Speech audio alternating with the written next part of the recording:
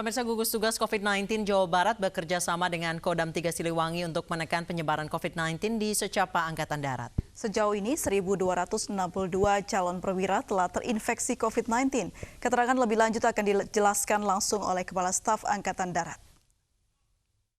Kalau kita lihat yang terjadi di secapa ini sebenarnya juga sudah menunjukkan bahwa TNI sama sekali tidak lepas kendali maupun lepas tangan terhadap kejadian ini.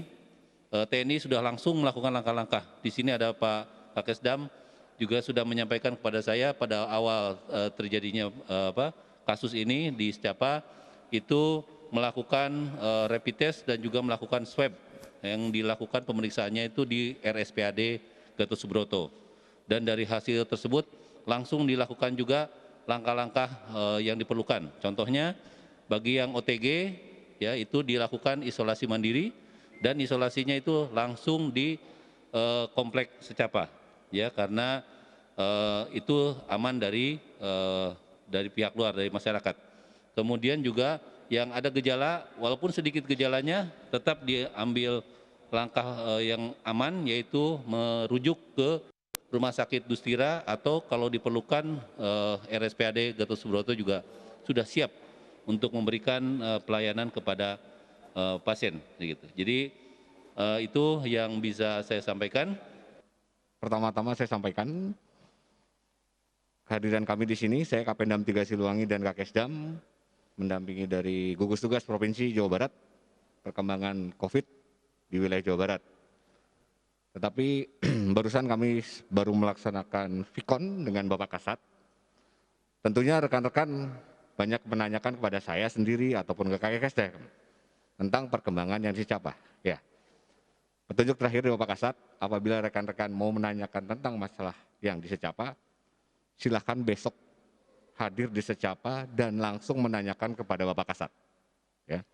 Jadi dalam kesempatan ini saya mengundang rekan-rekan media untuk hadir besok jam 2 di secapa. Rencana besok Bapak Kasat langsung yang akan memberikan press ya, kepada rekan-rekan media. Besok 14.00 kita tunggu di secapa. Mungkin itu saja yang perlu disampaikan biar lebih jelas dan lebih kepada pimpinan TNI Angkatan Darat. Sementara ini kan rekan-rekan media nanya ke kami, ke saya, ke Kakesdam, atau mungkin bahkan ada yang minta untuk wawancara dengan Bapak Pangdam. Nah besok langsung bisa menanyakan langsung. 1.262 orang dinyatakan positif COVID-19 di Sekolah Calon Perwira Angkatan Darat Cidadap, Bandung, Jawa Barat. Atas kasus tersebut, secapa Angkatan Darat menjadi salah satu klaster baru corona.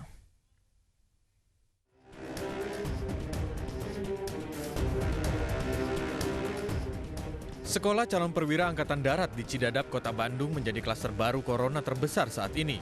Selain siswa, beberapa tenaga pendidik juga terpapar COVID-19. Menurut keterangan juru bicara penanganan COVID-19 Ahmad Yuryanto, ada 1.262 kasus positif corona di secapa Angkatan Darat Bandung. 17 orang dirawat dan diisolasi di Rumah Sakit Dustira Cimahi, sementara 1.245 orang tanpa gejala menjalani karantina di wilayah secapa Angkatan Darat Bandung. Untuk Provinsi Jawa Barat, ini didapatkan dari klaster yang sudah selesai kita lakukan penyelidikan epidemiologi sejak tanggal 29 kemarin berturut-turut, yaitu klaster di Pusat Pendidikan Sekolah Calon Perwira TNI Angkatan Darat. Yang kita dapatkan keseluruhan kasus positif dari klaster ini sebanyak 1.262 orang. Ini terdiri dari peserta didik dan beberapa tenaga pelatih yang ada di sana. Dari jumlah 1.262 kasus positif yang kita identifikasi, hanya ada 17 orang yang saat ini kita rawat dan kita lakukan isolasi di Rumah Sakit Dustira Cimahi karena ada keluhan meskipun dalam derajat keluhan ringan. Sementara sisa yang lainnya sebanyak 1.245 tanpa keluhan apapun. Dan saat ini semuanya kita karantina di wilayah pendidikan secapa Sekolah Calon Perwira Angkatan Darat di Bandung. Sementara itu, menurut Komandan Secapa Angkatan Darat Brigjen TNI Ignatius Yogo Triyono, disinyalir siswa terpapar corona ketika pesiar di wilayah Bandung pada 21 Juli 2020 sepekan sebelum keduanya dinyatakan reaktif. Berikut kronologisnya. Pada 21 Juli 2020, siswa keluar dari komplek Secapa Angkatan Darat. 28 Juni 2020, 2 siswa Secapa Angkatan Darat mengeluh sakit dan dirapid serta swab test. 30 Juni 2020, 2 siswa dinyatakan positif COVID-19. 30 Juni 2020, Secapa Angkatan Darat menggelar rapid test massal dengan hasil 180 siswa reaktif. 1 Juli, 180 siswa yang reaktif jalani tes PCR dengan hasil 172 siswa positif COVID-19. Tim Liputan iNews melaporkan. Dan pemirsa, untuk membahas hal ini sudah bergabung bersama kami tim pakar medis gugus tugas COVID-19 Dr. Erlina Burhan. Kami juga sebelumnya sudah menghubungi Kakesdam 3 Siliwangi Kolonel CKM Purwo Setianto, namun yang bersangkutan membatalkan karena akan diumumkan langsung perkembangannya besok. Saya ke Dr. Erlina terlebih dahulu.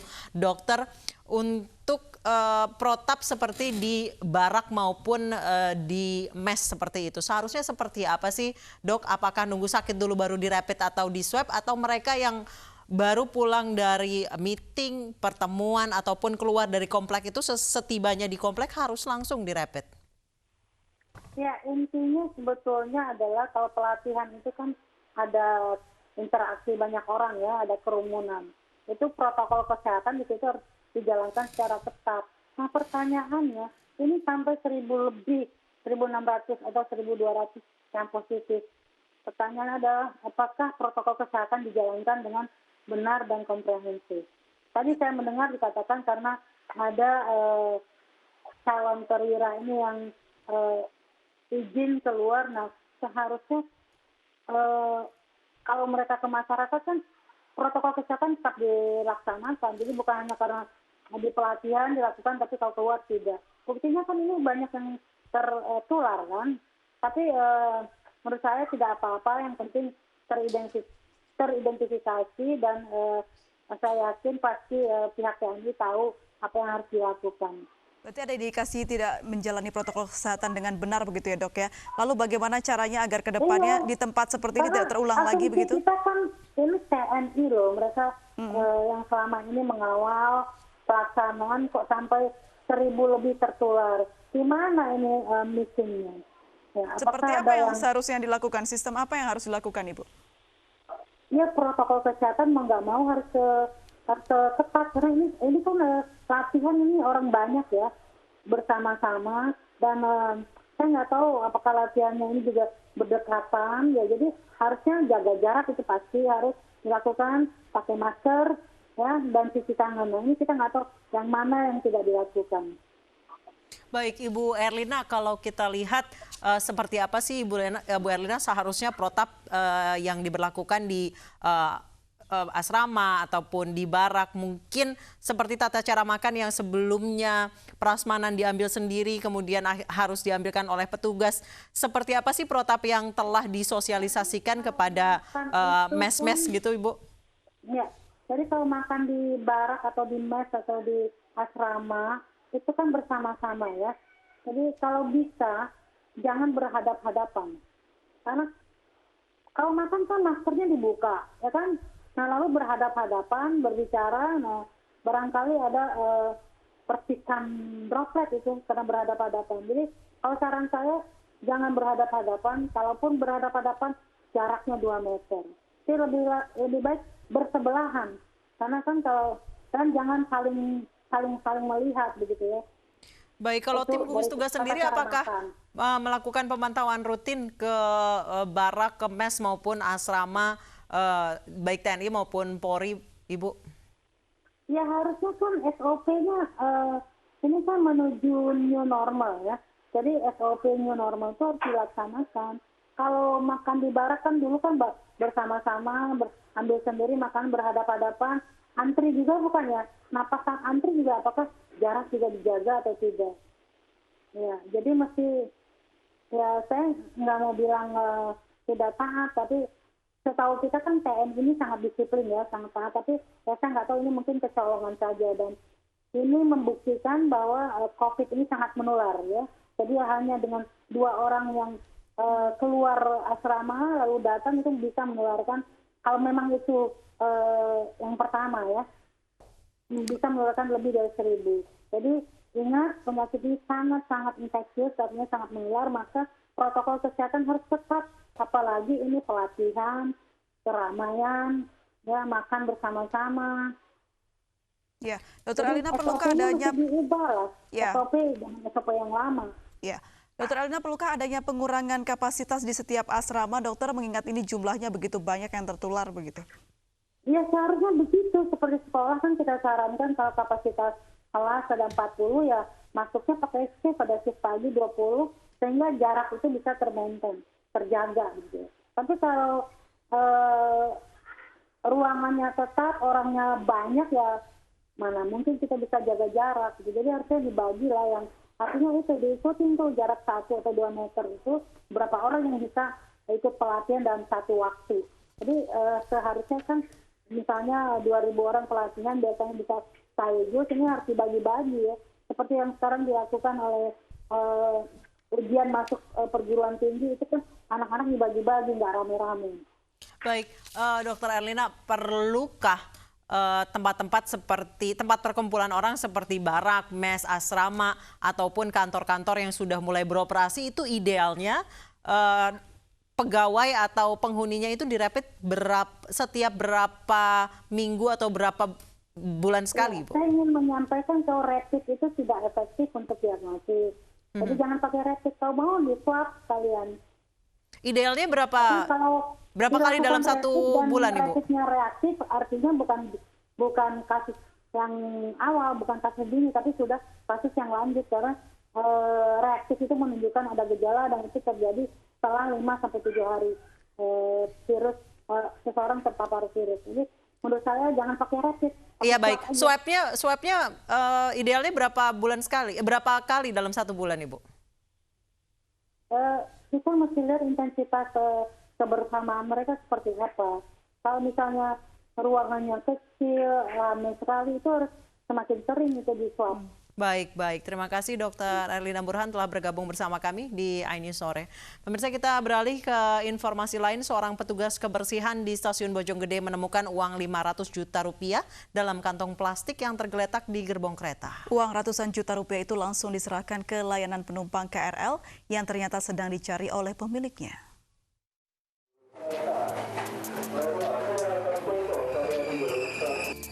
Petugas kebersihan on train menanti kedatangan kereta di pinggir rel dan dengan sigap langsung membersihkannya. Inilah tugas para petugas kebersihan kereta rel listrik agar penumpang tetap nyaman selama perjalanan. Mujeni, salah satu petugas kebersihan KRL, menjadi viral setelah menemukan uang 500 juta rupiah terbungkus kantong plastik hitam tergeletak di gerbong kereta. Kaget melihat uang dengan jumlah fantastis, Mujeni justru menyerahkan uang itu kepada layanan penumpang. Tindakan jujur Mujeni menuai pujian dari tetangga, penumpang kereta, hingga warganet. Jujur sih, bagus malah. Ya. Terus? Paling ya mudah-mudahan aja dia dapat timbalan yang bagus juga.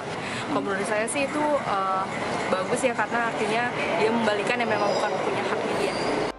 Kebanyakan dari penumpang kereta mungkin tidak sadar betapa besar jasa para petugas kebersihan kereta demi kenyamanan penumpang. Mereka selalu sigap dan siap sedia agar kebersihan gerbong kereta selalu terjaga. Dari Bogor, Jawa Barat, Wildan Hidayat, iNews melaporkan.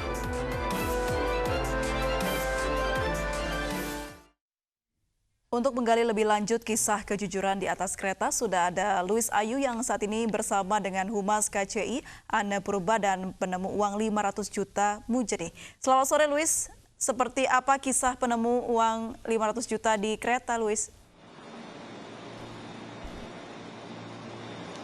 Ya, April, Anissa dan juga pemirsa, tidak usah lama-lama lagi, langsung saja kita tanyakan kepada Humas PT KCI, di mana 1 minggu ini sudah berlalu ya kasus yang sempat viral ini sendiri. Bu, bisa dijelaskan ternyata ada fakta terbaru di mana petugas kebersihan ini tidak sendiri menemukan uang sebesar 500 juta rupiah itu, Bu.